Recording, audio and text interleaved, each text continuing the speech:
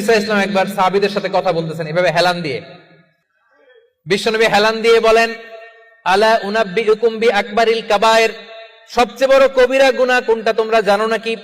সাহাবারা বললেন, আপনি সবচাইতে ভালো জানেন ইয়া রাসূলুল্লাহ, আপনি বলেন।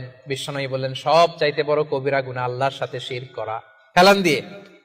2 নম্বরে উকুকুল ওয়ালিদাইন, মাতা পিতার অবাধ্য হওয়া। 3 নম্বরটা যখন বলবেন হেলান থেকে উঠলেন এইভাবে, সিরিয়াস। 3টা কবিরা গুনাহ তোমাদের বলবো না, বলেন। 2টা বলছে হেলান দিয়ে, একটা হচ্ছে আল্লাহর সাথে শিরক করা, 2 নাম্বার হচ্ছে মাতা পিতার অবাধ্য হওয়া। 3 নাম্বারটা যখন বলবেন, ওয়াকানা মুত্তাকিয়ান, তিনি হেলান দেওয়া ছিলেন, ফাজালাসা, সিরিয়াস হয়ে বসলেন।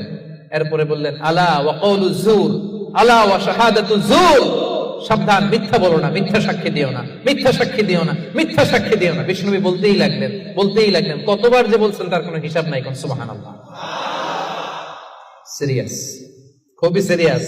কারণ মিথ্যা সাক্ষী সমাজে বাতিলকে প্রতিষ্ঠিত করে, জালিমকে প্রতিষ্ঠিত করে। মিথ্যা সাক্ষী সমাজে অন্যায়কে প্রতিষ্ঠিত করে। চিল্লায় বলেন ঠিক কিনা?